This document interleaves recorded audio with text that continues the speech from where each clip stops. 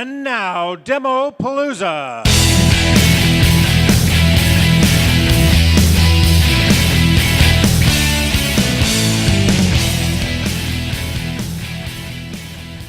What happened to our video? God, I hope you guys are ready for some chaos and anarchy.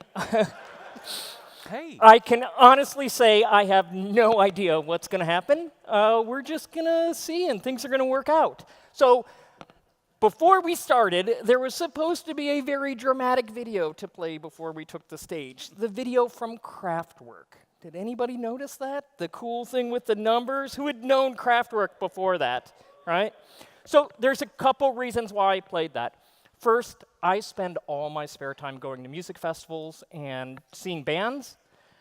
That is concert footage that we showed.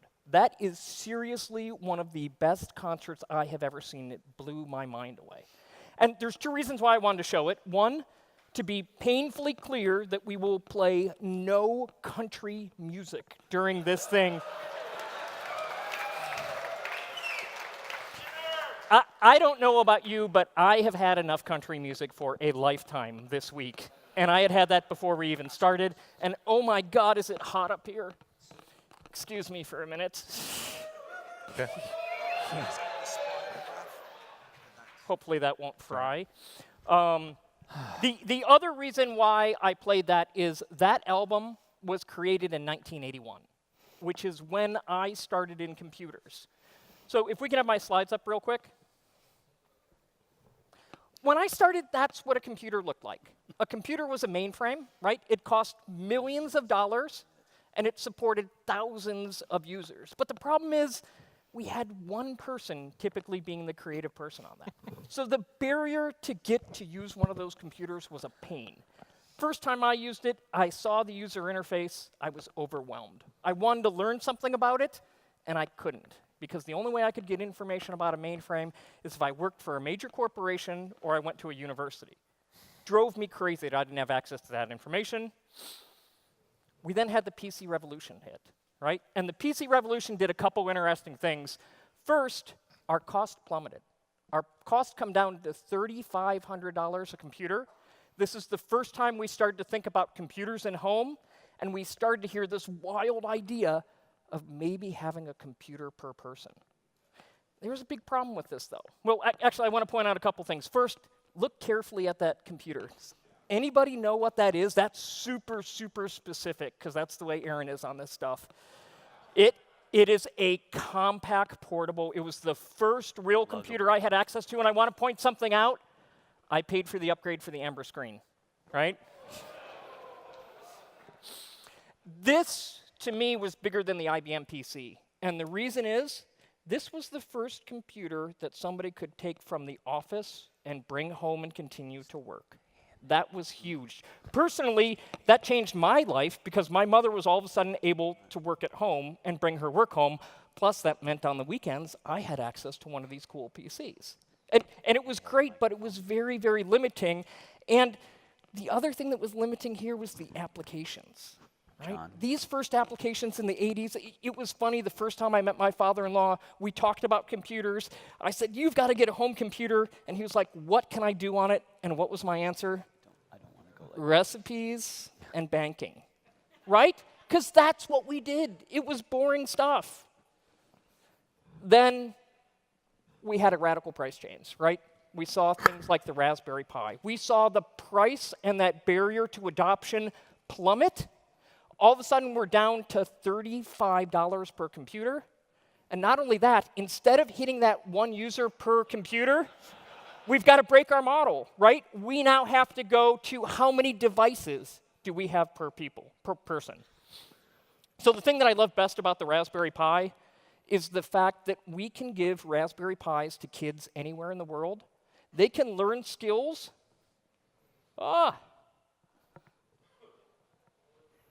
Come on. They can learn skills. It's the other button. It's the other button. No, the other button. Just trying to help. I'm sorry, you guys make me very nervous. Oh, come on, build right. There we go. Okay, you saw it quick. The idea is the skills that I learn on the Raspberry Pi are exactly identical to the skills that I use on the mainframe. To me, that's huge, because that means we can give a kid a $35 computer, and now he can learn skills that will give him a potential job in the future, and that's incredible. But that wasn't it with Raspberry Pis, right? The next thing we saw was really devices start to come into our home.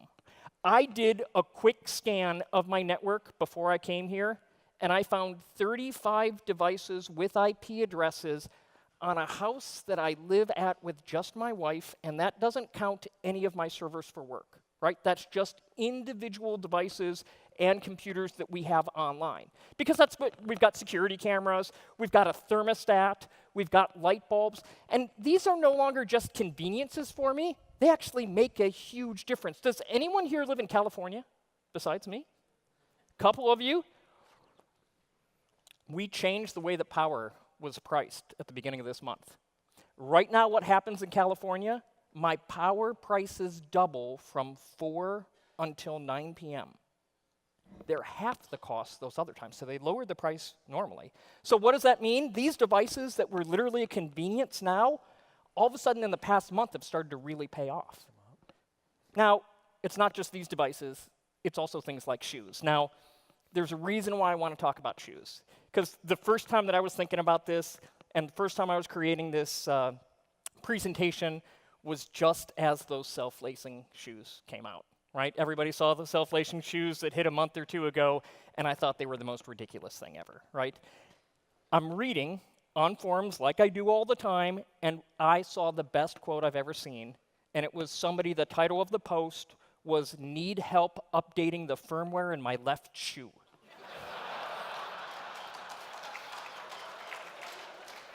That's where we've gotten. So at first, I'm like, oh my God, this is funny, I'm gonna make fun of this whole thing, and then I started to think about it a little bit. I wear a freaking watch that tracks all my health activity. Right? I have a ton of energy, I'm always running around, and I love to see how much I walk every day. Now, it's kind of a guess, isn't it? Because GPSs aren't that accurate. It's really just taking a look at steps and doing some averages. What if there was an honest-to-God computer in my shoe? Right? And they're actually tracking each step, how high I move, how fast I move. Think of how much more accurate our health information is going to get just in a couple years when we have these tracking devices all throughout, right? So they can actually sense really how much health I'm doing, right? And it's not just that, right? It's not just our personal devices. These things are also happening in industry, right? Sensors all over airplanes, all over cars. We've already seen this with cars. Some of the new BMWs, tons of sensors. When they come in and park, they upload all the data from those sensors, right? Have to burst back to a cloud at BMW for them to work on. Tesla's doing the same type of things. Incredible things happening with cars. Farming. Again, I live in Southern California. We have switched over to just-in-time irrigation and farming. So we stopped doing regular watering. Instead, they analyze the current weather up to the minute. They look to see what's happening and water just when the soil is dry under a certain level. So it's much, much better water usage, and we get a real better growth cycle and everything by using sensors and using computers. But it's causing a problem, right? We're about ready to just have this wave of devices that's going to hit us that we, as the computer people, have to manage. So, wave of devices coming. Now, I want to talk for a minute about information. When I was young and I wanted access to information, all my knowledge resources were pretty much the distance that I could ride my bike, right? I could get to the library. I could rely on my parents for a resource, which turned out to not be that good. I could rely on friends, but most of your friends didn't have a lot of additional knowledge, right? You were really limited to the city that you lived in. So then a fantastic thing for me happened in the early 80s, which is modems came out. And modems gave me connectivity to other people around the US. And it was very US-based at that point because it was expensive to make long-distance phone calls. But it was incredible because it did two things for me. First, it was the first time that I had relationships, and sometimes better relationships, with people that I didn't meet in person, right? than you did in person. And it was incredible because my relationships were based on knowledge and sharing of information. But this was limiting, right? The reason why it was limiting, you had to have one of those $3,500 computers. That right there cuts out about 80% of the population. You had to have a modem. Then on top of that, you had to have the phone number of one of the bulletin boards that you wanted to call. So, I mean, it was great to have access to information, but you can see my knowledge pool was still very small. So then, in the late 80s, we started to get networking. And it's funny, this is when John and I started to work in computers. And one of the first jobs that I did was putting networks in places like hospitals. And it was wild for me because it happened the same thing every time I went to drop a server in. I'd put a server in, and then I'd have to go behind everybody's computer and say, I'm putting in a network card, I'm going to connect you up. And they'd say, why? And I'm saying, well, putting this server in so you guys can share and work on documents together. And what did everybody say? I'm not going to work on somebody else's documents. I write my own stuff. I don't need help in it. And it was hilarious trying to explain to people how they could communicate back and forth and how this would make communication better. And it took them forever to catch on. Now, that has radically changed. John and I work together on just about everything. I do not write a document without having John jump in and help me. We work together on everything we do. Well, that's only because you're dyslexic. That's also because I'm dyslexic and I can't spell, and this really sucks because I just heard my wife laugh at that. He's not the only one. So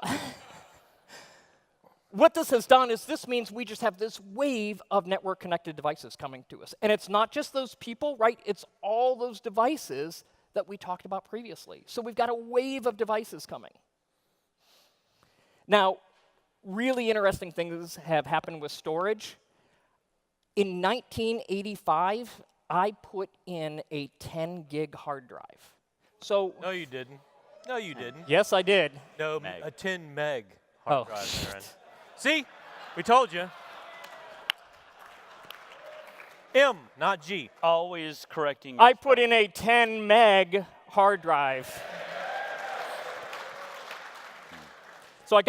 So what's funny about that, first, that was about $1,500 to get the 10 meg. It was a big, giant, full-size hard drive. When we picked that up from the computer store, they laughed at the fact that we were going to install it ourselves. And why? Because the amount of knowledge needed to put that hard drive in. In order to put a hard drive in those days, you had to drop into the debug command as soon as you plugged it in. Well, first you had to deal with interrupts and memory placement and all that stuff to physically get your board in.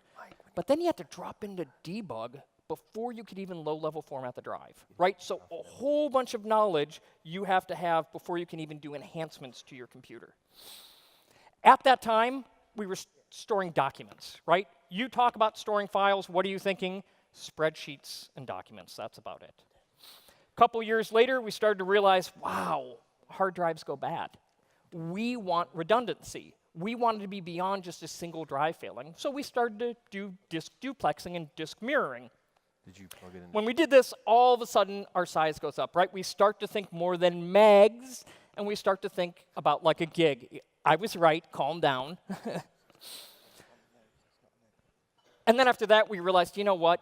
When we've got these small, just 2 drives mirroring, if a disaster happens, anything bigger than this area, I'm hosed and I lose all my data. So we started to realize, you know what would really work is if we started to put these drives in appliances, right? And box about this all the way up to about a refrigerator. We also started to look at data different, right? We started to think of more than just spreadsheets and documents. We started to think about multimedia files, right? We started to think about videos. We started to think about music. And all of a sudden, the importance of not losing data skyrockets.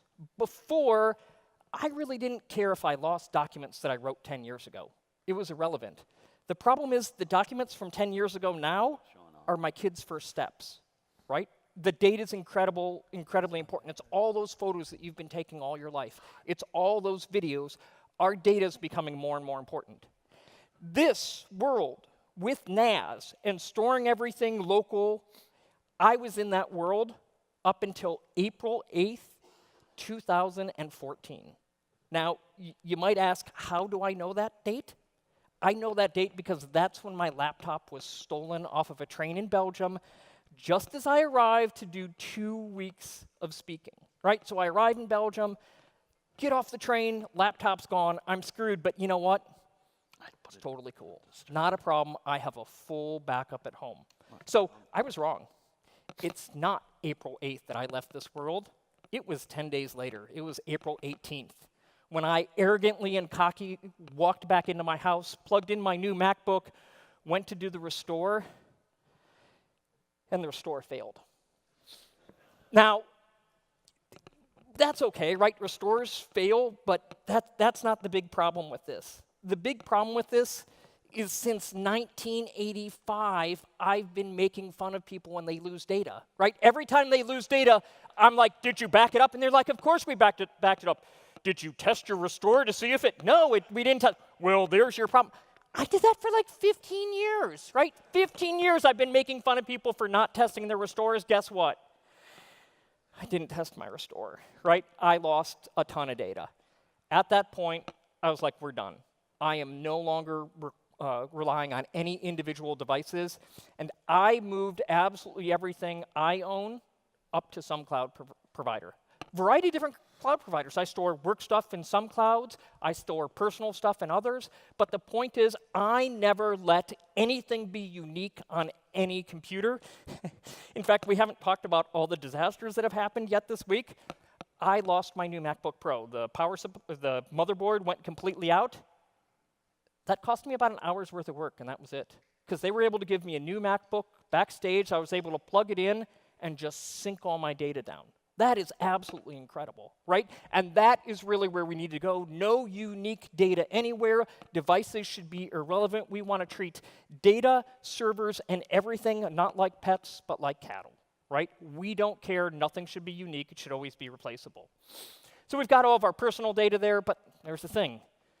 We also have all that other data that's coming our way, right? We've got all that data that's coming from all those sensors that are way more devices than even we have that we also have to store in the cloud. And so what we're getting ready for is just another complete wave of data that's coming this way. So now let's talk about what's happened with computers themselves and workloads. So computers got faster, right? In fact, computers got faster than what an individual workload would need. So about the late 80s, we started to realize, how can we get more efficiency out of these computers? And the idea of virtualization came by, right? How about if we get more than one workload running on that individual computer? So we installed a hypervisor, and now we can create a fake computer on that machine. The key is, it is a fake computer. Right? Because when you turn on a virtual machine, what's the first thing we see? The freaking BIOS booting, right? So we got to wait for the BIOS to boot for RAM to count, then the machine comes up and it starts to boot. We can add additional machines here and bring them up. They can be on multiple operating systems. That's awesome. Our workload efficiency got up. We started to get to like 5 to 8 workloads per computer, but there's a problem. Every single time we load one of those virtual machines, we're paying a memory and processor tax, right? Because we're taking away as soon as we load them. Did you get your neck pillow? So we've got our efficiency, right? We're doing virtualization. We've got efficiency of about 8. We wanted to get these even more efficient, and that's when the idea of cloud computing came in, right? How about if we break this whole connection in between a server and a workload and let the system handle it? So we take all of our servers, we put on a cloud, we bring all those virtual machines up, and we get a couple benefits. One, we get to use our machines a lot more efficiency. You can see we're closer to about 15 workloads per machine here. We also get the ability to quickly clone services. We've got a blue server there that represents our web server. We get hit in traffic. We can fairly quickly, in a matter of minutes, bring up additional servers or workloads to take care of some of that workload. The other thing is, this is the first time that we're able to start to think about computers as not something that's always running, something that we can turn on and off at our will, right? So that really helps us with a variety of stuff. One, using the rest of the machines a lot more efficiently because we're not wasting processing power when things are sitting idle, but it also saves us money on power. So that was cool, but what happened when we did this, and we did virtualization and we did cloud, we got a huge wave of workloads. So now we got a wave of workloads that have hit us.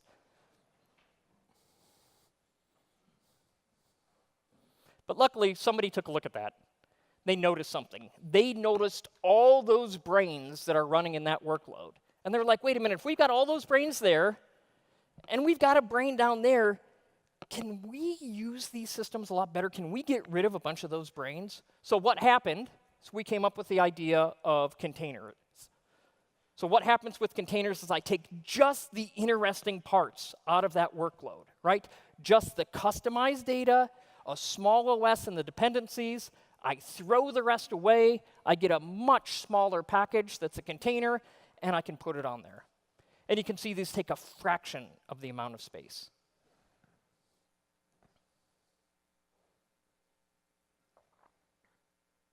Now, the other great thing is since these take such a small amount of space, we can very quickly spin machines up and down. To spin a container up, it's normally measured in seconds. A lot of times we're going to show you a couple demos. We're hopefully going to show you a couple demos. And what's awesome about the demos, especially when we get into containers and Kubernetes, is a lot of times things spin up quicker than we can get the GUI to refresh. It's awesome. It's amazing. It allows you to be a lot more reactive.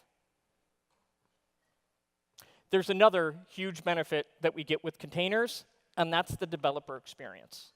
So I spend all my Saturday mornings, early in the morning, I wake up, I go out to my office, and that's my time to find cool code on the internet. And honestly, I normally wind up at one place quite often. It's GitHub, right? So I get to GitHub, I see a cool package, and I'm like, oh man, that looks cool. That might be something that I want to deploy at home, right? Something that's going to be fun. So I see this cool unicorn that this dude's developed. Oh, and he wrote installation instructions. Awesome, right? So what do? I download the code. I start to read through the installation instructions, and I can tell you just personally, one thing freaks me out here. Anytime I've got to create a database, I screw it up, right? But reading through the instructions, everything's good. I run it, and it fails, right? Why did it fail? Because the person that wrote the instructions, oh, they forgot to give you the instructions to set up the rights, right? Because for them, every time they make a directory, the next step they always do is grant rights. They didn't have all the installation instructions correctly. Even if they did, chances are your end users are going to mess it up or not get it exactly right. Because what version do I need of that and everything? It's a pain. So the idea behind containers, let's take all that information, put it in a manifest. So now there is just a manifest or a recipe for me to run to get my, whatever the heck that thing is, a unicorn, right? To get my unicorn. So there's only two things I need, a manifest or a recipe, and a container engine or a food replicator, right? Now, you might say, or John would say if he was actually paying attention, Aaron, wouldn't that just be a chef? And then I'd wittily respond, no, it's not a chef, it's a food replicator. Because the problem with a chef is the chef does it different every time. You give a recipe to 5 different chefs, you're going to get slight variations. They're going to cook it for a little bit longer each time. They're going to do a slightly different... Wouldn't that be a cook? Wait. Oh, I'm sorry. Am I a little late on that cue? Sorry, I was interrupted by the chaos monkey back here. Yeah, don't mind me. So the cool thing is, I run this manifest or recipe on my food replicator. It goes and grabs all the bits that it needs to build that. And then I've got my image, right? And the cool thing is, once I've got that local, I can spin up images very, very fast. In fact, it's about as fast as it did on the slide build. I go make a modification to this. I make the update. My food replicator just has to get those little bits that changed. Boom, it rolls it out. Now, the experience is great for the developer, but it's even better for somebody out on the internet that wants to consume their project. So the cool thing is, they can take their manifest, they can send their manifest up to something like GitHub to hold that manifest or any repository. Then they can take their image and send their image up to a repository. So now somebody can grab either the manifest or the image. Now, if I'm out on the internet and I want to check this out, all I've got to do is download that image. I turn on my Matter replicator, it replicates it. I get the exact same experience. And this is the key thing. Because that image is exactly the same that the developer had, the unicorn's going to work when I run it. So John and I actually had this exact experience when we first started to play with containers. But wait a minute. Why are you the hacker and I'm the pencil neck geek? Oh my God. You have no idea who that is. Well, who said that? Who said that? Who said that? Over here. Who? Get up here now. Who said that? Do you work for SUSE? Sit down. Somebody else better say what he said really damn quickly. Do you work for SUSE? It took you a second to answer that. Get up here right now. Come on. There. Mike.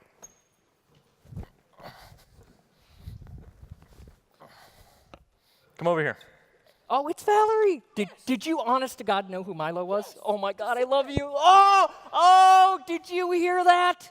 She said Milo from The Descendants. So, first off, I got to tell you something. I slid this into this deck a month and a half ago. I was giggling and laughing, and I was like, no one's ever going to notice it in marketing. I'm going to slide this by, and it's going to be real funny because there's only going to be about one person in the audience who's going to know what happened.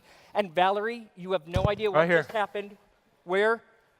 You got not only a Nintendo Switch, but a whole bunch of stuff just for being a punk rocker. Yay!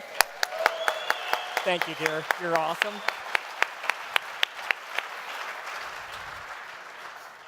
Now, I lost my clicker somewhere. And there's a reason why I picked Milo, outside of the fact that it's like one of my favorite bands. Milo is extremely unique, okay? Milo has been in The Descendants since about 1984, right? A punk rock band that's still touring, but Milo also has his PhD in microbiology. He's a professor, he was a research scientist, and a traveling punk rock musician simultaneously. Aaron. Yes? Molecular. What? Biology. Dude, I'm dyslexic. There's a again big with an M, we're difference. fine. Doesn't matter. The point is, Milo's a unique case, right? Milo's actually one of those people who's super creative and very, very logical and technical. That's a unique case that we're going to talk about later.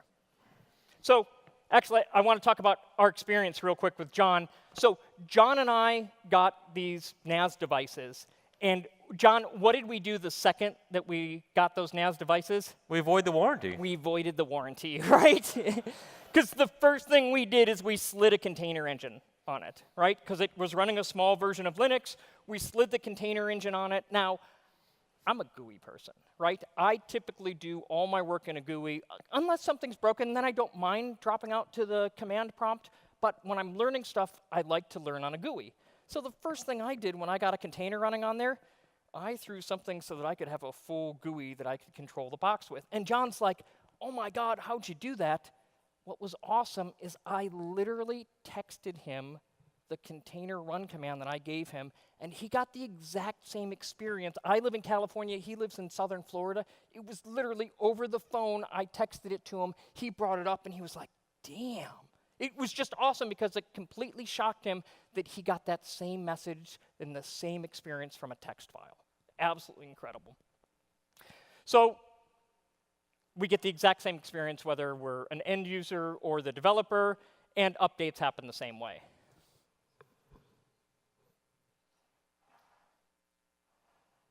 Sweet, our Matter replicator worked. Now, here's the great thing though. I only grab those images when I'm first checking stuff out, right? So if I want to see the code's decent and it does what it says it does, I can just download that image, turn it on, and get the running experience. I love that because it lets me look at 5 different separate applications really quick to see which one I like best. Now, the great thing is, with containers, I can then go and grab the original manifest that image was built from, and I can make it my own, right? Milo here can add measuring and monitoring. He can change the config, and now he gets everything that was in that Unicorn app before, plus his own customized experience, and it's going to run, and it's going to work, and that's really the key. But this has caused a problem, right? We have an explosion of containers that are coming. Now, other things have happened on the development front, right? The way that we have developed and really write applications have radically changed in the past 20 years too. We used to develop applications, and our development cycles were always 3.5 years, right? We'd start to write an application, and we'd tell customers we were going to ship it in 3.5 years. They'd start, and when I say us, I mean the industry, just to be clear. We'd start to code, right? Halfway or 2/3 of the way through when you were supposed to ship the product is when you actually start to build all the components together, and what do you start to do? You find huge bugs, right? And so your app's always delayed 18 months, right? So now our whole development cycle from a new app to from an old app to a new app is 4.5 to 5 years. Can you imagine today if you started to build an app that wasn't going to be released for 5 years? I mean, it's ridiculous. You can't do that mainly because of what's happening on the hardware front. You have to be able to take advantage of new hardware, new communications, and everything immediately, because by the time you start to write your app, no matter when you release it, there's going to be new stuff out there. We need to be much more dynamic. So the programmers looked at this and said, this is wrong. We need to do this better. So they did a couple things to change the way that they develop. The first thing is they looked at the way that they were storing code. And they realized we've got to change this coding, testing, and documentation. We need to write testing and documentation for every line of code that we write. Then the other thing they did is they realized there's got to be a better way to manage code. So they moved to systems like Git that could really be set up for small modifications, updates from multiple people, the ability to do rollback, so if something happens, you can always step back to a previous version. But the key is documentation's there automatic. As I make my updates, the systems help to automatically document what's been changing in the system. This has really helped radically change the way they program, because one of the great things is I have visibility into all of these changes, right? So it's not just that they're tracked, I can actually go in and see those changes. So they changed the development cycle. This is when we broke down to those 2-week cycles, right? So now we started to code, started to build every 2 weeks. And as we're checking in code now in these small 2-week segments, we're seeing the bugs as we go. We're fixing the bugs much quicker, and we're delivering small packages that are only about 2 weeks worth of code. So then when the code's done, we take that package, we move it over with a bunch of other 2-week packages that have been going on, right? So now what we're trying to do, we're trying to release our next major version of our product. Development cycles now drop down to about 9 months.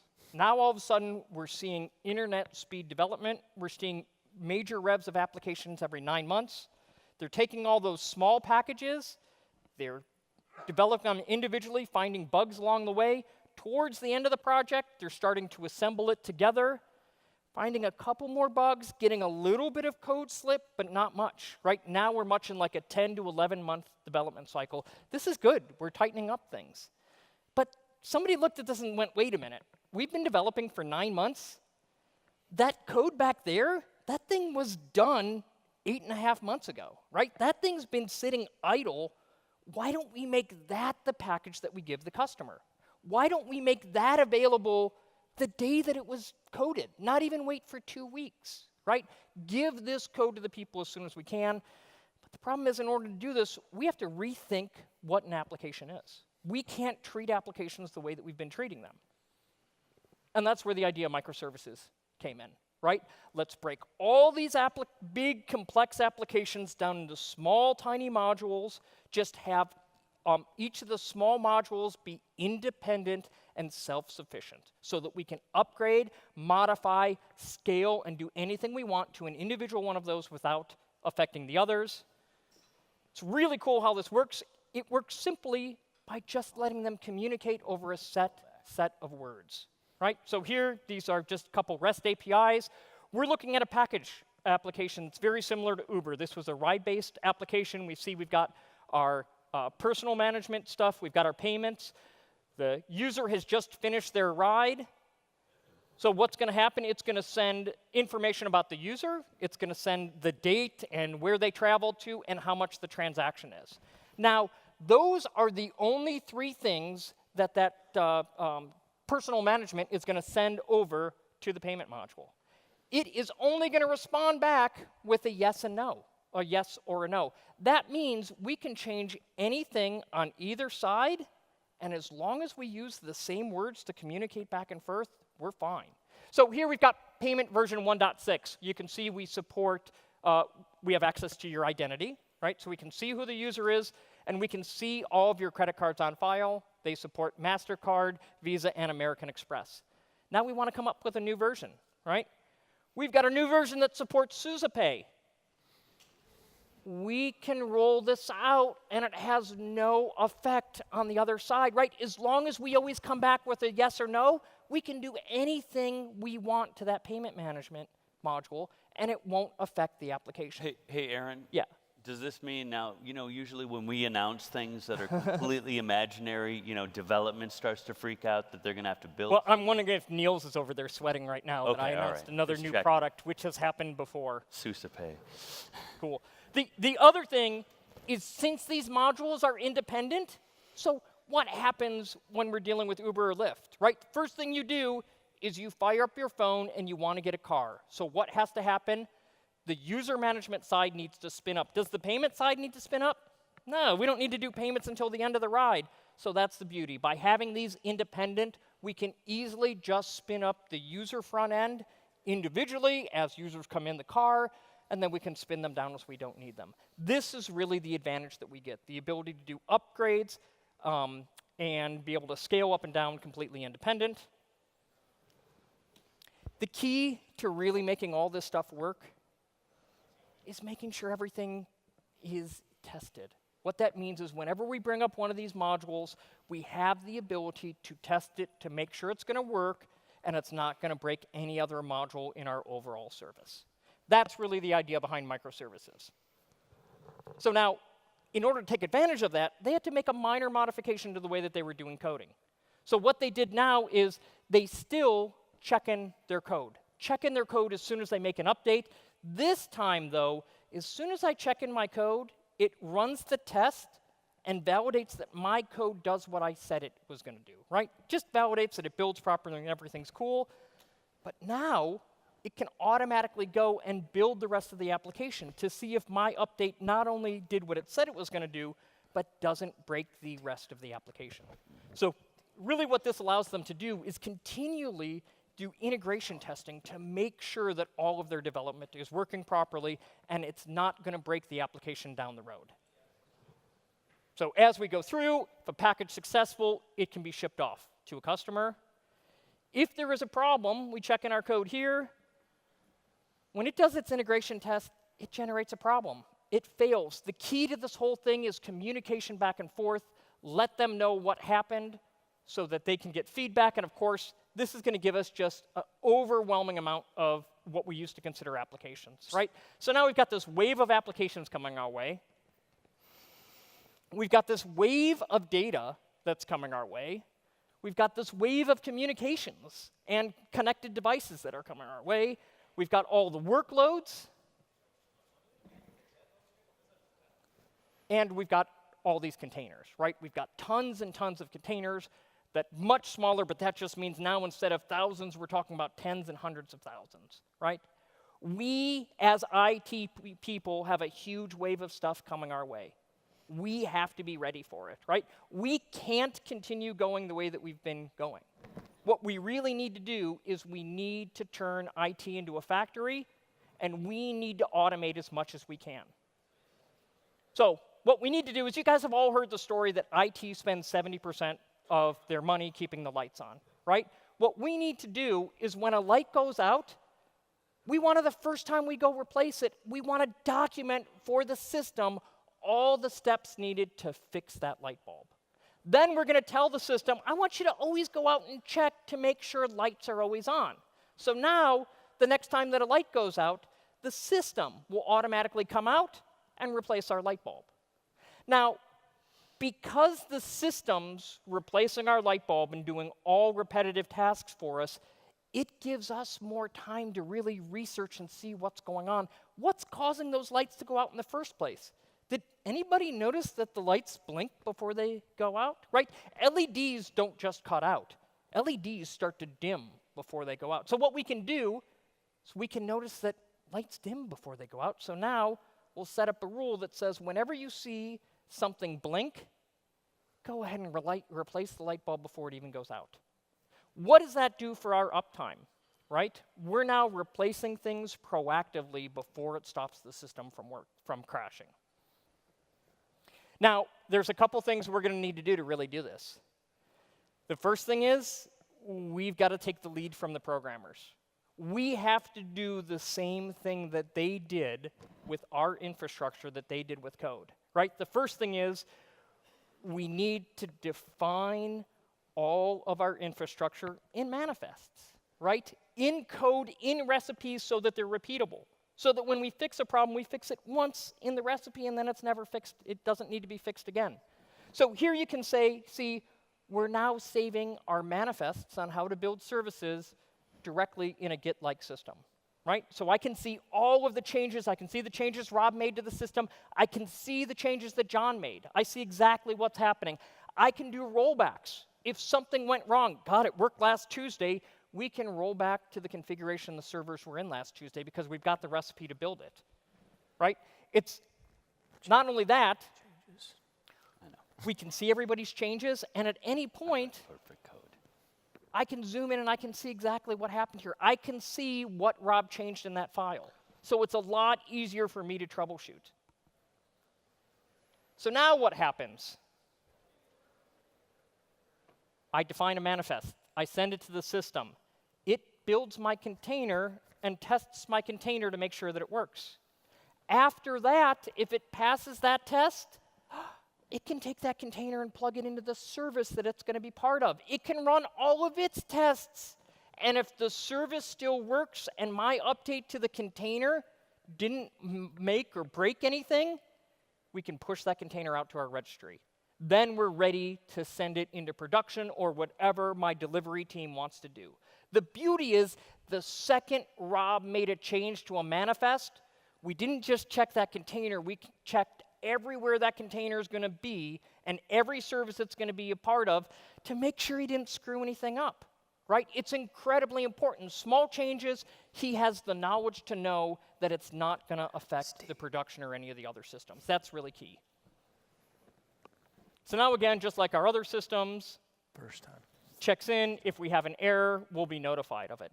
The idea here, though, is we're doing the same thing the developers were, continually integrating, continually testing to make sure our stuff's going to work. So now, let's talk about dev, prod, and production. the bane of my existence, or used to be. John, actually, John and I fought a problem in a previous company that we were with dev production. Are you saying I'm the bane of your existence? You're not the bane. It's production being nothing like test or dev. Oh, yeah. So we've had that issue, haven't we? What happened? Well, I mean, for the most part, our production has changed so dramatically that test and dev are still way behind the times. We can't test or develop anything because production's different. Yeah, literally, it's drifted so past, it's not even close, right? And why is that? Because they're manually building those servers, right? They're manually building those workloads. Where, if we had everything stored in a manifest, test, production, development, everything's exactly identical. It was used from a recipe and a food replicator, right? Things are perfect. By the way, that wasn't at SUSE. That was a previous line. That was a previous company, not at SUSE, right?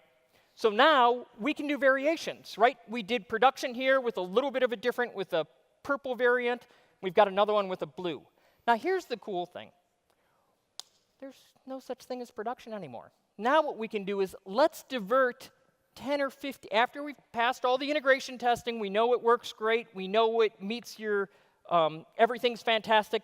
Let's do a little testing with live users, right? We want to see which system the live users like better. We can roll these out. Purple's successful. We start to test in blue, and it boils over, and it fails. Doesn't matter, right? We're able to do quick testing, quick experiments, quickly to see what our end users like. Now, this is what's neat. We've got that golden version. It looks good. People like that purple version. Let's try to roll it out into production. So like I said, production dev and test gone, no longer relevant. Instead, we use that manifest that we had to build a canary deployment. What's a canary deployment? a CYA deployment, right? Literally all we're going to do, we're going to leave production as is.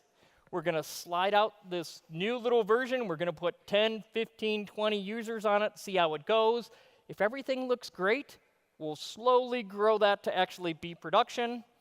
If after 15 users the canary dies, we don't care, right? We only lost 15 users. That's the idea. Slowly roll things out and grow.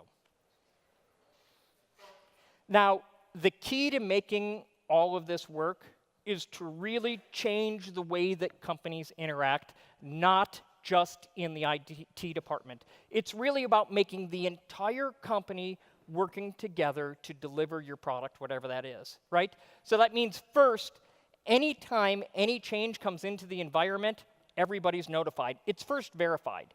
It's first verified to make sure it does what it says it's going to do, and it doesn't break any of your existing services, right? Then the infrastructure people are notified. Governance, regulation, it's no longer an afterthought. It's no longer governance and regulation at the end of when you develop a product. It's from the time you start they have access and can see what you're doing. Same thing with security. They're aware of everything that you're doing and the ability to observe everything that's going on in the environment. It's really having all these different groups working together to create your systems and full communication back and forth with everyone. So, with infrastructure, let's take a quick look at that. The infrastructure people, they're responsible for virtualizing everything. They worry about virtualizing hardwares. Text message, power, good. Network, Yeah. good. Internet, good. Just need to install this new app. Just delivered. Okay. John, come here and take a look at that. What is this? I have no idea. Jeez, chaos monkey again. You try to keep Kev off the stage for It's a year. containers. It's containers. It's 3 containers. Okay, so apparently our management has gone out and bought an application that they want us to deploy. Did they give you instructions? No, it's just a package slip. Oh, wait, nope, there is instructions. Look. Is it a manifest? No. Okay. No. So they just gave you 3 containers. It's installation instructions. Okay, you guys figure out that for a minute. Since those are containers, this is common. It's common now for a company to just hand you an application in containers. Oh, wait. We've got Chaos Kev. Chaos Kev delivers our application to us. We need some way to roll out these containers, right? What's the best way to manage containers? Kubernetes, right? As soon as they're handing us a container, I know we want Kubernetes. Why? For a couple key reasons. First, Kubernetes, completely made from a manifest or a recipe, right? That recipe tells me exactly what's going to be in that container or that pod. It's going to tell me the containers that are there. It's going to tell me the data and storage that it needs. It's going to tell me networking. Now, not only that, that same manifest is also going to explain how scale and reliability work, right? And the cool thing with scale and reliability, they're one in the same. I've got a server here. I've told it that I want one pod, one instance of this service running. I've now told it 4. Kubernetes immediately scales to 4. Now, here's what's cool. We're going to do a demo in a minute, I hope. And like I said, that demo will be faster than my slides to scale. Kubernetes is incredibly fast. Now, I've told the system that I always want 4 running. If one of them fails, guess what? Kubernetes fixes it. It eliminates the failure, brings up a new one. So I always have 4 running.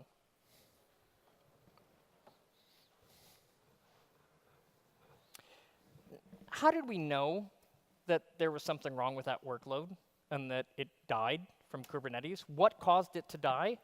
Well, that's the beauty. Another thing that Kubernetes does is it gives you the ability to define what healthiness is, right? So I can tell what it means to be a healthy pod.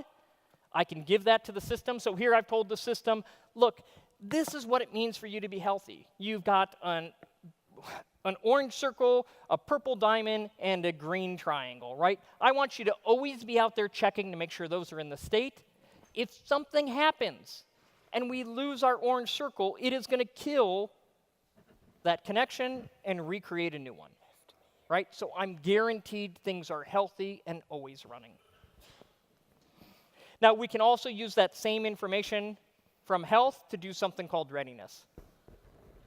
And the idea behind readiness is make sure that these 3 states are met before I connect you up to that. So think about it. If we've got a complex pod and it needs a database connectivity and a web server front end and something else, we want to make sure all those services are up before it makes it available. So that's why we're going to use Kubernetes. There's 2 other things that really get me excited about Kubernetes.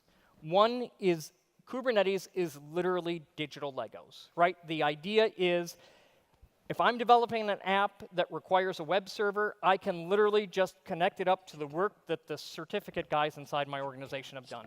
If I need to connect to the outside world and I want to connect up to an ingress controller, I let the networking guys be the expert in that, and I just point to their digital Lego, right? It really makes it easy for different experts in the system to manage a specific part of the system and others to just consume it.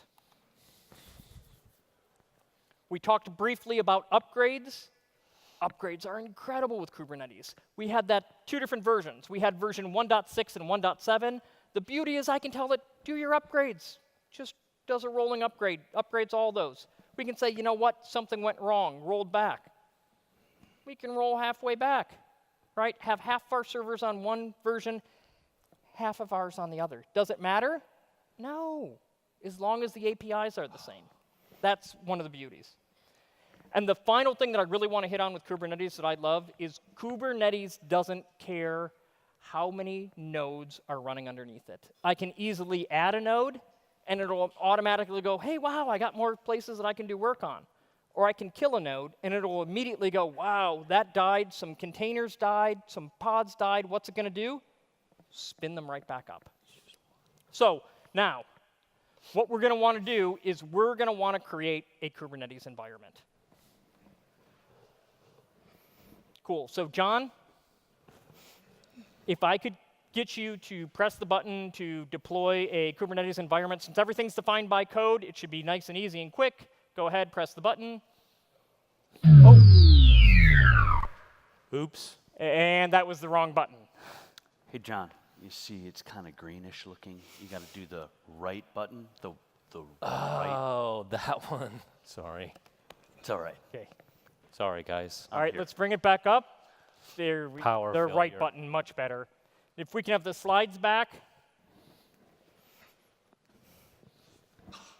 Actually, let's have the Linux box on the outside screen, and let's have the slides in the center for a second.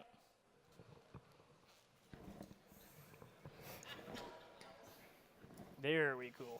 So while those are going up, what happened after John pushed the correct button, it automatically grabbed the latest manifest for creating Kubernetes in our environment, right? Told Cloud to go ahead and create that environment. So John, show us what's going on. Jeff, do you want to walk us through this? Sure. So what was done is this caused an automated deployment.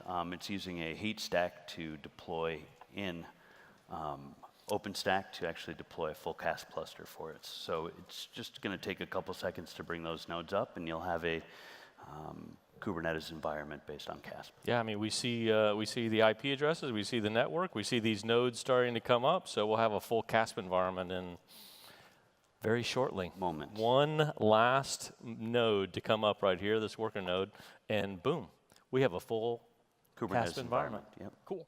One of the key things there is we didn't really need any knowledge, right? As long as somebody who knew how to build that service properly built the manifest, anyone in the environment can do what John did and push the button. And it's the exact same experience. That's the key. It's tested, it's reliable, we know it's going to work. Now, Aaron, remember in the keynote this morning, or I think it was this morning, maybe even yesterday morning, we heard about a new project that's out there from SAP called Gardener. Yeah. And so we could do the exact same thing within Kubernetes. We're running this on SOC. And actually, it doesn't matter. We could have deployed SAP. We could have really deployed anything through this means, correct? That's correct. Cool. Anything else you guys want to show in this conference? Yeah, I just show you real quick. I mean, this is the dashboard for OpenStack. And just do a quick overview real quick. I mean, we showed you how we can do it in CASP. You know, here's the rest of just an overview of what's going on within our SUSE OpenStack Cloud. Pretty simple. I mean, we've got a few instances running. You can see the CASP came up and is fully functional. So that's all I wanted to show. Cool. So now, we've got our environment, but Jeff, we need to talk about storage, don't we? Yeah, we can talk about storage. So let's go to our slides for a minute. Or, that's fine. You want to jump right into No, the demo? we're good. We're perfect. So the key here is, right, the storage people, because we have this awareness, as soon as we created the system, the storage people know that we created a new system. And the storage views all their storage from their perspective. Correct. So from their storage, you know, again, we're talking about cost, quality, and speed, things that will lead to highly available infrastructure. They're worried about precious moments. They're worried about costs. They're worried about policy and security. Or they're also sometimes worried about location. Keep in mind that sometimes data has certain rules about it and where it's placed. So all of this stuff is handled through different ways of deploying these containers and different rule sets that you apply to them. Cool. So why don't you show us how you provision storage and a little bit about storage. So can we go to the Linux machine? Yeah, so from a storage point of view, we're actually showing right now the new dashboard that's coming in our SUSE Enterprise Server version 6. Quick overview here. Obviously, you have the dashboard going on. If we wanted to look, we have 10 of our OSDs running. We could actually quickly go take a look there and see what's happening in there. There's a little bit of work going on because these are backing all of the demos. So the SUSE OpenStack Cloud, our SUSE CAS platform, and our cloud application platform are all running on here. And so all of these OSDs are powering that. We're just doing block storage at the moment. If we switch over and take a look, you'll see that here's the pools that we've created for those 3 demos. So we are running fully functional. Everything's going great. Cool. We're great. Shockingly enough. Awesome. So we have our storage in place. We have our entire environment in place to where now, Jeff, you and Rob can show us actually deploying these, can't you? Yeah, we could. Just thought I'd mention, you know, talk about resiliency, even after 2 complete power outages. 2 power outages plus mine. Yeah, so Sorry. It's really important that you have a Steve. Yes, yes. So just kudos to Steve for helping us. Yeah, Steve, rock on. Steve back there in the background doing all that work.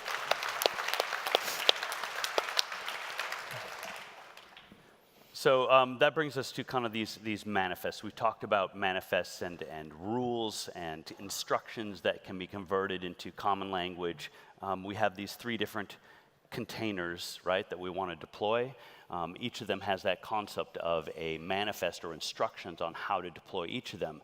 The nice thing is you can actually combine those, right, take that information, build out those instructions, combine those instructions, each of them that has this set of specific details about policy and placement, scaling, information about health and readiness, information about whether this application needs to be a particular network segment, storage, all of that can be contained within these manifests. The nice thing is it's common language, and even though we have 3 different containers, we can take that same information, those 3 different manifests for those 3 different containers, bring them all into a single manifest, and within the Kubernetes infrastructure, there's a thing called Helm. So we can take these 3 things, convert them, bring them into a single manifest called a Helm chart, and let Kubernetes absorb that and deploy all 3 of those, and the connections between them, the rules and policies that they need, the storage that they want to allocate, and bring them to bear on a Kubernetes infrastructure. So how, I'm a little bit confused there. How is running a Helm chart different than running a manifest, a Kubernetes manifest? So it is a manifest. So they're all this common language again. So you can take individual pieces and parts, put them together into a single instruction sheet that is then consumed by the infrastructure and deploys it very simply. But one of the key things to that Helm chart is it takes all the stuff that you would manually have to go in and edit in the Kubernetes manifest or in the PUGH manifest. And what we can do is we can turn that just into a template, into a set of questions that someone's asked. So if Kevin had bought from a better vendor, what he would have handed us was simply a Helm chart, right? And that Helm chart would have just asked a couple basic, simple questions and then made it automatic to deploy that complex service, right? That is correct, Aaron. Sorry, you weren't saying it fast No, enough. that's right. He really likes to hear that because it's not often true. So let's go ahead and deploy it, right? All right. So Rob, I guess we can actually take a look at the Mac here, and you've got a Helm chart ready to go. Yeah, I made a manifest just now following Kev's, trusty instructions here, of all the storage and networking and things that we need. So yeah, let's go ahead and deploy it. Thank goodness it wasn't Kevin's instructions. Okay, so wait a second. So what happened here? So we've actually got a policy set on our cluster that denies privileged containers from running. Okay, so in newer versions of Kubernetes, there's the open policy agent. It allows you to build these rules into things that fit with your infrastructure, whether it's a policy around governance, location, storage type, all of those things can be flavored, and you can affect this. This wanted to run as a privileged container, is that correct? That's right, yeah. So meaning root privileges in our organization, not allowed, right? So this policy agent, he tried to deploy this, and it said no. So let's go to the slides for a minute. Oh, can we have the slides up? So what we've done is we've set up this rule so that anytime somebody deploys anything that doesn't match our security rights or hasn't been approved or whatever, it's going to automatically stop it. Correct. So now, Rob, I'm going to give you a second to change that so that we're no longer running as root. Okay, so this is, again, a streaming application. We've got a database, we've got a media player, we've got a kind of web component, and that's all part of this deployment. And so as soon as you deploy it, we should start to hear music coming from the container. That's exactly right. Again, Aaron. So let's go back to the Mac so that we can... He's 2 for 2. Right. So go ahead and deploy it then. Yeah, deploying now. And after a second or two. No. Sorry, Kill the pod. Kill it. Okay, that was freaking frustrating. So, Yeehaw. yeah, yeehaw. Like I said, enough country music. I said kill it. What are you doing? Kill the pod. So wait a second. So it's not the pod, Aaron. So it's a deployment. Kill the deployment. Killing it now, Aaron. Gone. All right. So what happened? Why did we keep So getting again, pods, right? That's one thing. That's one portion. Pods are going to, you've told it explicitly, I want this to be running. Yeah. A deployment is where you're setting up those rules. So anytime you kill a pod, it's just Kubernetes is going to be like, I'm starting again. And so that's what happened. Put in a rule to make it so that it never plays country music on my system again. So, Yeah. Rob, I've got a great idea. Let's change that to some music that I know Aaron will love. Pop. How about the metal? Yeah. My friend Jack Black. All right, saving that now. All right, Done. so now we can go again and redeploy this, and everything should be really, really nice. Right, that is now deployed.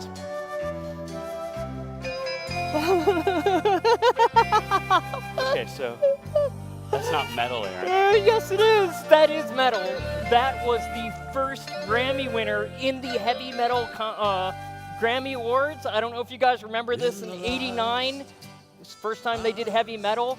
This song beat out Metallica and Ozzy Osbourne for the best metal, right? Well, so they must have equated the flute to metal. That of heavy some metal sort. flute. It's Now, I got to tell you made what of I did, right? I knew that at some point during this demo, Jeff was going to try to play metal music. So I worked with Steve in the back, and we really need to point out something. Steve actually built all of these demos. He's a consultant that works for Sousa, and 90% of my job was to stop Steve from doing stuff. What I mean by this is I told Steve exactly what was going to happen, and I told Steve what's going to happen is when Jeff tries to play metal, what do I want him to do? Yeah, playing some pan flute But music. how did I morph it? So again, the open policy agent has another feature called mutation, right? So on the fly, these policies and these rules that you've set up for your organization can automatically modify and change deployments based on your rule sets, based on something that you've got in your infrastructure. Whether it's a tag, a location, any of these things can be built to mutate that and change what's actually deployed to meet your compliance, your rules. In fact, when we say everything, this is what I meant about containing Steve.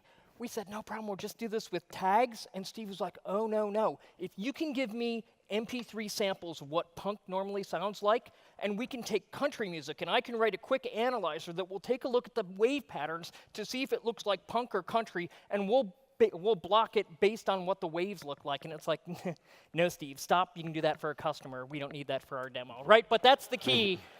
The key is it could do anything, right? It really is flexible, and we can base that on anything. So now let's do another thing. Rob, I just want you to show, and Jeff, show and talk about. Yeah, we talked about some things earlier, your shapes, right? And this is really where we're talking about readiness or liveness. You want to make sure that things are up and running. You want to make sure that everything's ready before you signal to the environment that, hey, I can process logins, I can stream some music, right? So this application, we have a liveness probe that is part of this deployment, right? Yeah. So Let's go to the let's Mac. take a look at the Mac on either side. So yeah, at the bottom of the file here, you'll see we've got a liveness probe, and what that is doing is every second we've got a HTTP endpoint inside our VLC container, and it is just hitting that and checking every second, and What if it's not ready? I mean, if it's hitting this or it becomes unready, what happens? Yeah, second that it goes unready, Kubernetes would automatically restart the container for us. So, all right, awesome. So let's, I guess, talk about the other pieces and parts, the readiness, there's the liveness, there's all of these things that will signal what a full CI/CD process would look like. So transitioning over to what a running environment would be and what needs to happen for those applications to be consumable. Cool. So let's jump over and take a quick look at scale. Show us how we can use this system to scale. Right, so the rules around scale, again, through Kubernetes, Rob, there's a way to actually change how these things are ramping up, and it's very declarative, is that correct? That's right, yeah, there's a few ways that we can do it. All right, so let's do a demo of, say this streaming app is up and it's actually got music running. Can we deploy something to, so people can kind of understand scale? Yeah, absolutely. So if we could unmute the speakers, because this has been playing in the background for this whole time, and we'll scale it up. All right, So now we've got one instance running, right? And you can kind of hear it's over there, right? So now as he goes to 2, right, you start to hear things in different locations. Let's just go right to 4. Straight to 4.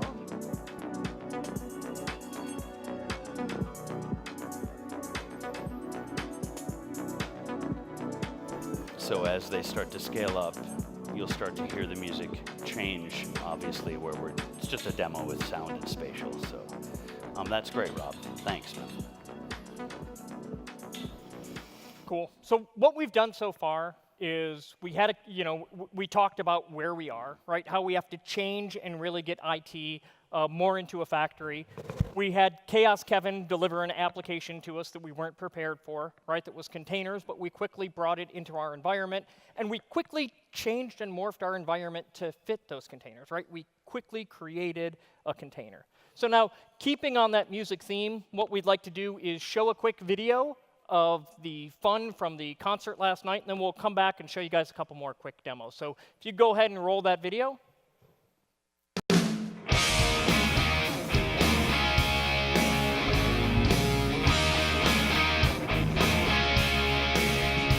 At the start of the day, while you're sleeping away, she's coding. In the mind that she drives, she's writing apps that saves lives, coding. Open source, fingers fly, she compiles, coding.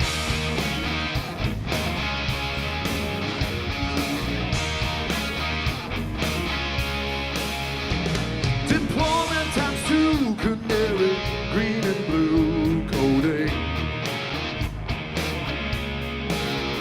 When the others are done, she has a little more fun, coding. Agile modes, use the code, free downloads, coding. Roger Moore on the guitar, y'all.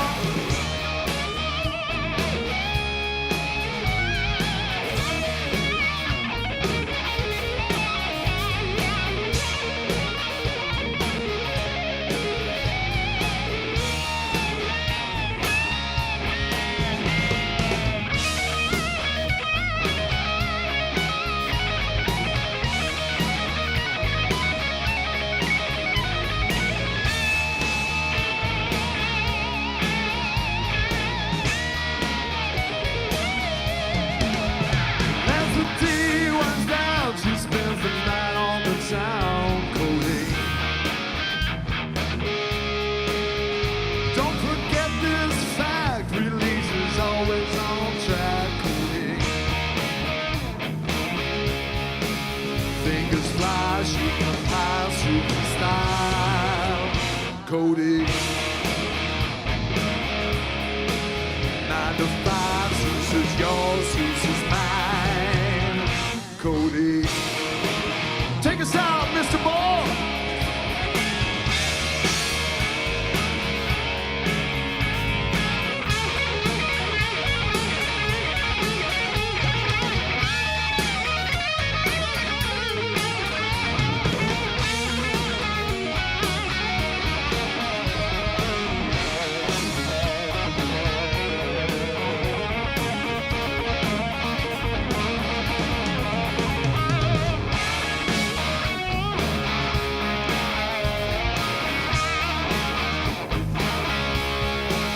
Fingers fly, down the flies, you can flies.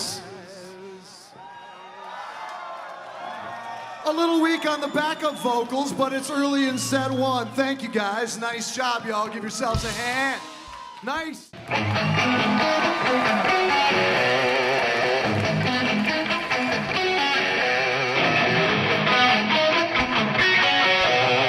hope I can do the splits in leather pants.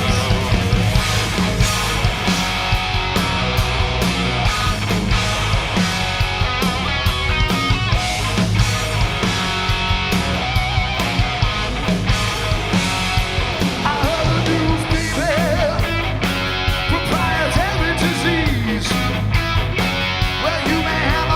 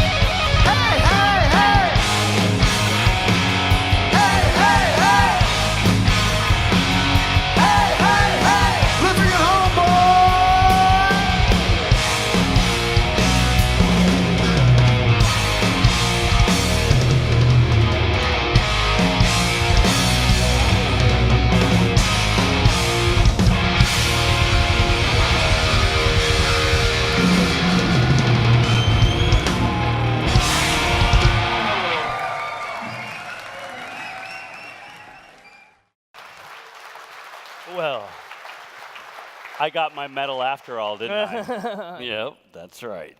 All right, can we have the slides back? Hey. Perfect. We've got our factory going, right? So for years, we've had IT working with users, right? Trying to support users, trying to help them in any way we can. And then probably about 15 years ago, we brought in something to help us out to try to do all the things we're trying to do right now, to try to document things, right? To make sure that we have policies and procedures in place. And what was that called? ITIL, right? And what's wrong with that picture? The gears are interlocked. ITIL's stopping everything from happening, right? ITIL got in the way of us doing policy and trying to get things in place. There was just a study that came out in the US. Now I know all you Europeans are going to laugh. In the US 10 years ago, we went and automated the US healthcare system to try to get rid of paper records and tried to go all digital. Yeah, from the Canadian, thank you. So here's what's funny. They just released this study. On average, a US emergency room doctor clicks the OK button 4,000 times. Now, there's a couple things, right? There's the whole funny thing about, them getting carpal tunnel on their finger and being in the emergency room, but we're not even going to talk about that. If I do anything 4,000 times in a day, what are the chances one of those is going to be wrong? Right? That's frightening, and that's the problem of how we addressed trying to bring policy and procedure to IT. We put too many damn clicks in the way from actually getting work done. What we want to do is we want to make that click an exception to the rule. We only want to get humans interacting with the system when it's something unique, different that we haven't seen before, right? So now what happens is we take these applications that Kevin gave us, we bring them in, they get built, they appear in the system, and what happens? Everyone in the organization is notified that there's a new service out there. So first, the test to make sure it didn't break anything. All those different groups got notified. Now, this is our VLC streamer. Nothing in VLC that's going to be a security or governance and regulation concern, right? So it automatically gets stamped as golden, passed all of our tests, and gets pushed to the registry, right? So now let's bring in the actual database that stores all of our user information. So again, we pull that in, and Rob put it in a container for us. He saved the manifest. It came up in the center of the system, but guess what? There's user data in that. So what happens when it checks all the systems? We get an alert to governance and regulations. They're notified that there's something unique in this workload that they need to take a look at. Notice they weren't notified before when it didn't affect them. It only notifies them when it actually pertains to them. So let's zoom in, Jeff, and talk a little bit about governance and regulation. Sure. So governance, you have these agreements, these policies that have been, accepted within your organization based on what you're doing. You have location restrictions. You have things like user identities and payment card information, maybe data security standards for PCI, right? If you're doing any retail or credit card transactions. So all of these things can actually affect how your applications get deployed. Right. And again, these notifications, what we're trying to do in order to be timely is you're trying to break these down and move all of that governance and all of that context around any security, trying to move that forward in the process and minimize as many escalations as possible, because time, in this case, really can cost you money, and all of those interruptions and escalations are what you don't want. Those are those clicks that you're trying to reduce. Yeah, the key is the governance and regulation guys were brought in up front, right? They were there at the beginning when the process started, instead of just as we finished the application saying, hey guys, take a look at this. All right, so now let's bring in our next application. We bring in the web server. When we bring in the web server, of course, after it gets processed, the system automatically detects there's a certificate there. So what's going to happen? It's going to check with everything. It's going to see that certificate. It's going to escalate to a human for security. So in order to kind of optimize this. Again, you're trying to bring those things together, have some sort of way you can actually check on things like patching and security, updates for security, including certificates. You want to do some sort of integration or penetration testing, right? You want to try and, inject some malware and see if you're actually able to detect it. All those things could be part of a testing cycle. Yeah, as soon as you see a database, you immediately start to do buffer overflows on them, right? Correct. Configuration management, right? Anything that deals with user identity, data, things like that, all of those checks can be automated. And some ways to do that is really to kind of bring, again, those processes forward in the process, or work with those teams to take those policies and turn them into rules that can be handled automatically. So let's talk about how it gives them more confidence when they actually go to apply patches and such to a system. So in that way, a lot of things, again, taking those manifests, being able to apply patches automatically, being able to update them before you deploy, all of that process you can feed into a CI/CD process to optimize how you're doing deployments and make it consistent. Yep, the key is here, the security guys are able to pull the exact recipe that's currently being used in production, right? So they know it's exactly as production, not just kinda like John had before, it's exact, right? Then they can apply that patch. They can apply the patch to whatever parts of the services it applies. They can then run their tests to make sure the service not only works, but also that it doesn't affect performance, right? And they can repeat this as many times as they want. The key is we want to make the cost of change as low as possible. And we also want to make the risk of change as low as possible. And by keeping everything in those repeatable manifests, we're able to have the confidence that when we make changes to the system, we know it's not going to mess with stuff, because we've tested. And your rate of change can increase, which gives you the opportunity to make more money. Yeah, exactly. You can roll out updates quicker of whatever your package is. Not only that, you can actually mimic your production environment and test it not only on-prem, but in hybrid situations or in public cloud, and take that same infrastructure and duplicate it very quickly and automate those tests on something that's maybe lower cost, or something where you don't have to replicate the complete hardware on-prem. You can do the same thing, same processes, same applications by rolling that to a cloud infrastructure. Have the same capabilities to check it using, in this case, we're using SUSE Manager to actually automate that process, and not only into individual bare metal or virtual hosts, we can actually do the same thing with containers. So what we've done is we've taken a selection, we just get hit with something like Heartbleed. All of a sudden, we have to test 3/4 of our workloads before we can leave at the end of the day. The beauty is, because everything's defined in a manifest, SUSE Manager can spin up all of our workloads. But first, we're kind of nervous, right? 3/4 of our workloads have to be tested. What's that going to do for performance on production? We don't know. We don't want to mess with that. So what we can do, great opportunity to burst to cloud, right? So just as Jeff said, we can use SUSE Manager to spin up those exact manifests, do our testing, apply the patches, make sure everything works, and be confident that these systems are going to patch and work the way they were. I'm the operator, and all these developers are creating this code that's not quite ready yet, and I don't have enough hardware to test it in-house. So what do I? My only choice is I got to bring up my credit card and test it outside. But that's the beauty, is that outside is exactly identical to inside because you're following those manifests. Can you guys give us a demo? Yeah, show us some of this. Demo. So I'll go over here, John. So let's bring up the Linux box.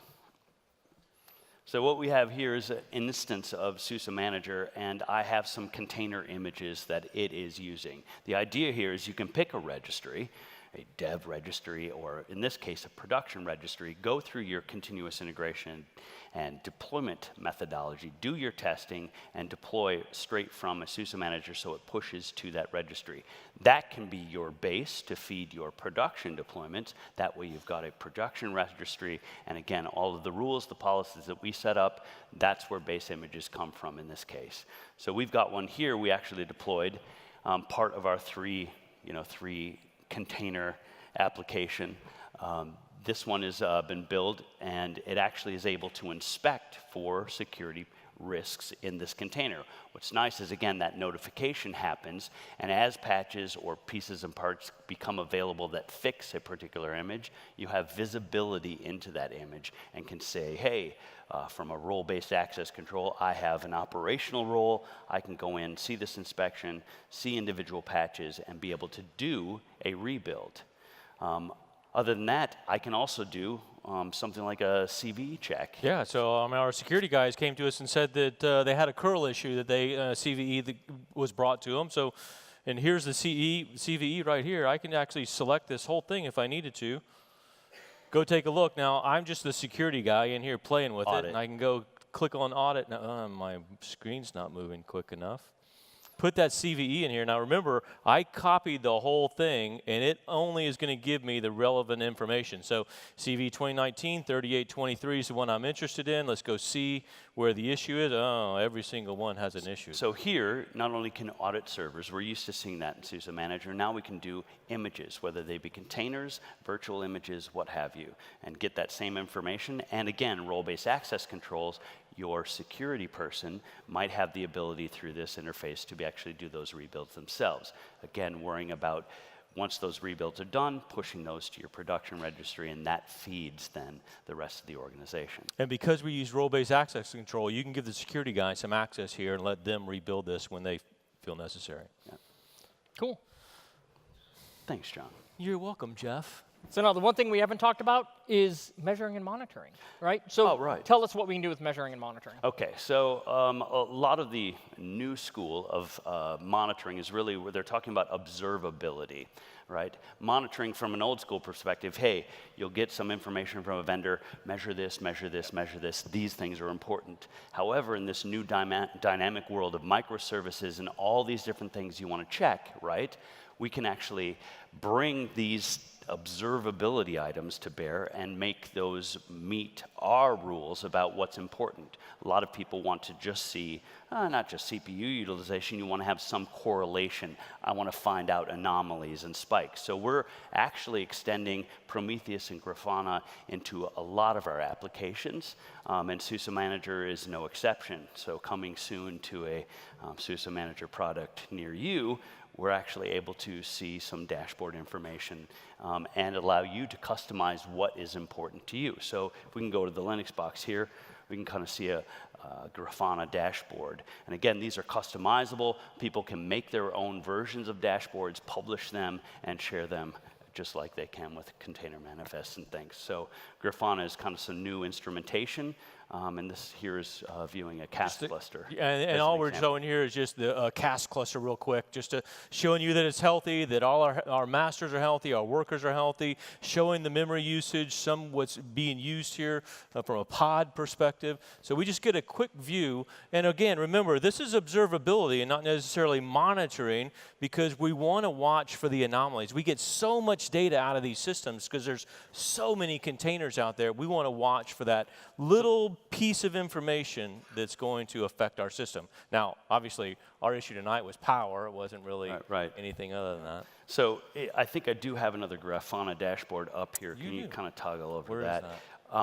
What we've done is actually put this exporter, this visibility, it's just on another tab on that. On here. Oh, there we go. Yeah, so I have this dashboard that's actually looking at my KVM host where a bunch of these pieces of infrastructure are running. It actually has a whole list because now it has visibility into all of the workloads running on that KVM host, as you can see. So not very busy, which is good. Beefy box back there. So that's observability and some commonality between SUSE Manager, between other products that we're releasing as well. So. Well, we're really starting to see Grafana in just about everything. Exactly. Right? We're seeing it all the way across the company. Yep. Right?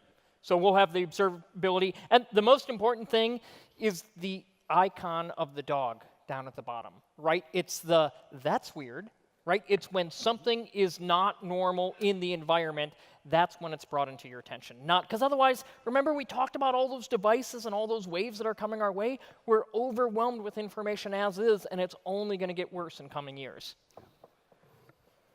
Cool.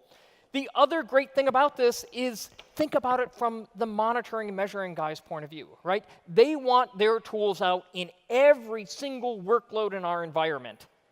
If I were them, I'd be nervous when I'd want to apply it to all of those. Well, that's the cool thing is, again, because everything's defined as code, I pull the manifests that are currently being used in production. I put on my monitoring tools. I put them on, I roll them out, and I make sure it doesn't slow down performance or break anything, right? So again, it's that whole thing about giving me the confidence to make changes in the system, knowing I'm not going to get fired. I'm not going to stop the company from working. I'm not going to kill their major application or whatever it is they do. And of course, I can repeat it. Cool. Anything else you want to show in monitoring and observation, or are we good? I think we're good there. Cool. So, In the interest of time. in the interest of time, so we've talked about building our entire environment. We did that in the first part. Here, we really talked about giving the entire company the ability to observe what's going on, notify them when a change comes into the environment. The thing is, we need to get those developers a lot closer to our systems, right? There was a lot of work that needed to be done once Kevin gave us that application to bring into our system. So things have changed with developers. If we step back and we look back in the early 80s when I was talking about the mainframes, we pretty much had one developer. We had screens that looked like this, right? And this developer, 95% of all of their brain power is dedicated to learning how computers work, right? And knowing all this computer knowledge, they have 4% creativity. That's why we got those screens. The 80s came out, we started to code PCs, and that's what our screens look like, right? One of my favorite quotes was from John Dvorak. John Dvorak in the 80s used to say, "Why do we let people who can't dress themselves build our computer screens?" Right? They look horrible. They shouldn't be picking colors. We had more people coding here, but again, 90% of their brain power is allocated to learning computer basic information before they can even start to code, right? The web changed everything, right? Once the web hit, that's when, to me, we first started to get unicorn applications. And what I mean by unicorn applications are applications that actually affect my life. Before this, before we had apps on our cell phones and all these cool web-based apps, they just kind of helped my life out a little bit, right? They weren't really life-changing. Now that we have things like Uber, now that I can order food from my house and have it delivered, now that I really have life-changing things happening with my apps, they're just becoming more and more important to me. But here's the problem. That developer still has 50% of their brain power set up to building databases and figuring out how they're going to scale their application and figuring out how to build the containers, right? In the near future, all of this is changing. In fact, today, it's changing. Our developers of tomorrow are much more like our rock stars, right? We want developers that are 90% creative. We want them to have almost no computer knowledge, right? We are paying them to create unicorns for us, to be creative. Because bottom line is this: your company is measured by how quickly you can get your bright ideas and your unicorns out to the customers. I'm sure you guys do the same thing that I do. Is whenever I go to buy an app, the first thing I do is take a look to see when the app was last updated, right? And if you haven't updated your app in a year, there's no way I'm buying it, right? I always look to see how often you're updating things. So that's the key. We need to do whatever we can to get those unicorns and bright ideas out to your customers as soon as possible. By as soon as possible, I mean daily. We want to see updates all the time so customers can really feel all the work that you're doing. So the key to this is to take that developer that was outside your environment and bring them in and make it so that they can create code, and as soon as they start to generate those unicorns, they're immediately visible throughout the system. They immediately can be built in and get all the benefits that we showed before. But we've got a problem. right? Before that, developer had to have all that knowledge, right? They had to know how to set up those databases. They had to create the installation instructions. They needed to have to make that manifest, right? Then we had to take that and hand it to Rob and rely on all Rob's years and years of knowledge. Really what we want to do is we want to take all that extra stuff that has nothing to do with creativity, has nothing to do with our unicorns. We want to turn that into a button, right? I want that person to be creative and just have computer deployment a simple button that they push, right? I want them dropping unicorns, not worrying about how to configure databases, install Linux, or any of that. We make money when they release new things. So what we're going to do is we're going to invite one of these new creatives to the stage, Leiden.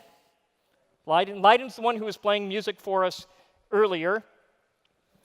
And Leiden, in just a minute, is going to show us a demo of Leiden is a student at San Diego State University. He's an intern that we've got in their electronic music program. And he actually writes music based on code. There's some extremely exciting packages out there like Sonic Pi, like Super Collider, where you can code in Perl or JavaScript and have music come out of a synthesizer. So we're going to show you some of that in just a minute to really give you an example of it. The key is Leiden just codes. Leiden comes into the environment, goes to whatever programming language he is comfortable with, and starts to develop. He doesn't have to worry about building servers, building an environment for himself, or anything. All of these IT things are turned into a simple menu with buttons for him, right? He has the ability to build his apps and easily take advantage of scale. Automatically plug into your corporate or company identity system. Automatically, when he submits code, automatically figure out what language it is so it can build it, right? And then the final thing is making the upgrades easy, so we can easily do a rollout. So with that, let's go ahead and see a quick demo. Yeah. Jeff, if you want to come up. Sure. So Leiden, you're doing the coding. So let's take a look at the Mac. So let's bring up the Mac and take a look at actually some of the code for a second. So this is Sonic Pi music as code, right? So let's go ahead and deploy that. So we've got, you can see he's got a drum beat. It's going to loop. It's going to play some music. He submits his code. Cool. Awesome. So now we can bring the slides back up, I guess. We want to actually go talk about, you know, right over to that? Yeah, let's do some scale. So what we can show here is this is the cloud application platform, okay? Can we have the Linux box up real quick?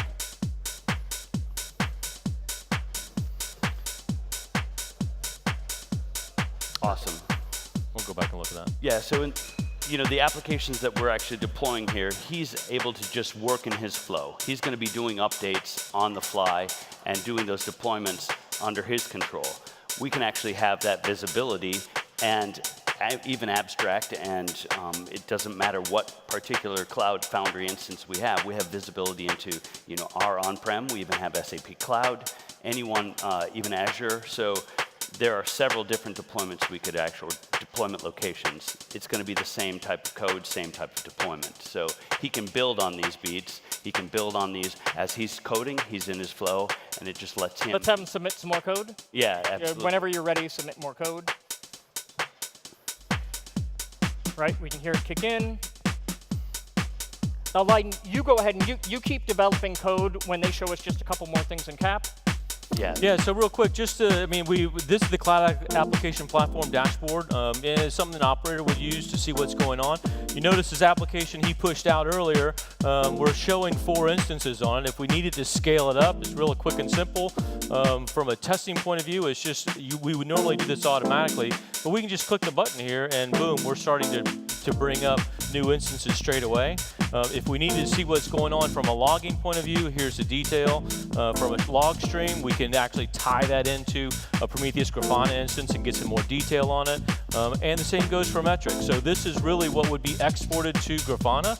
We have a quick view of it here just to see, in this case, the past hour, what's happening with the CPU, memory, disk usage, and it's just a high-level overview of what's happening in that specific application. Again, from an observability perspective, it would be in a Grafana dashboard. We'd be able to see that across the board. This is actually Prometheus data right here. Exactly. Okay. And then we also have the ability to bring services in from other places as well. In this particular case, we're showing the SAP services, the marketplace there, that we can consume those services through any application, no matter where it is. Well, why is Kubernetes there? Kubernetes is here so that we can actually just see real quick, because we're running on top of our SUSE CaaS platform. We can see real quick what's going on with our Kubernetes instance.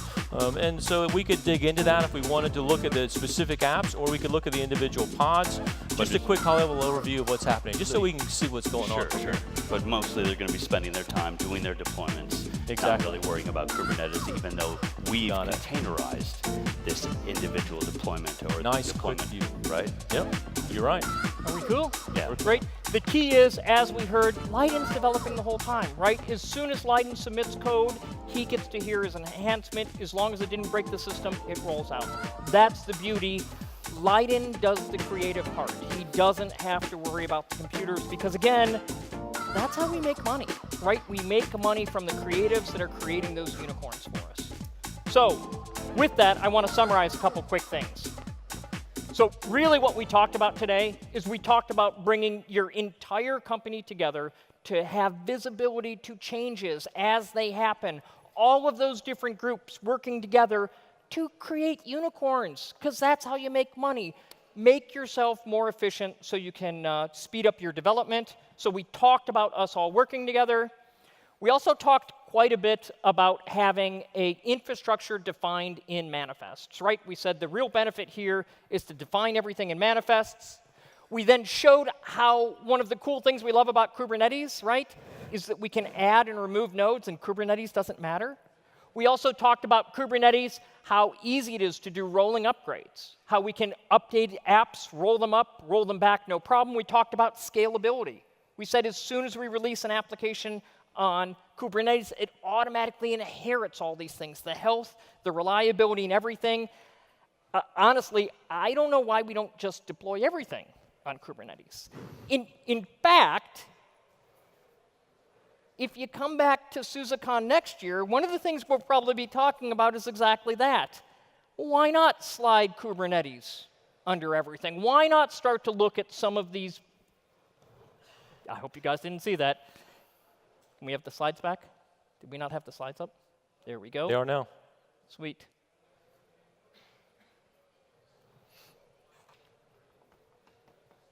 Give it a second. So that's all the value of Kubernetes. The idea is, let's slide Kubernetes under everything, right? And let's start to look at defining a lot of these things as services so that we get the scalability, we get the reliability in absolutely everything. But again, we'll talk about that next year.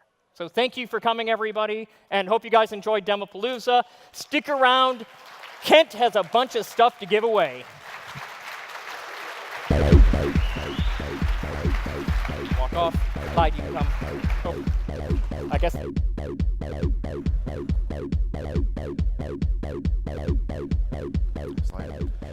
All right, guys, we're at the end of the day. We had one last item to do, and this is something that everybody's been working towards. I want to thank our sponsors who were very great in the sponsor showcase. Thank you, everybody who came. The names of the people who are winning the prizes today, taking home a 3D printer or a Nintendo Switch or this awesome new set of noise-canceling headphones from Sony are Peter Drensgaard, Karen Bornheim, and Kevin Boyle. Congratulations to you guys. Thank you all for coming. Have a great night. Peter, Karen, and Kevin, come on up to the stage. Thanks, everybody.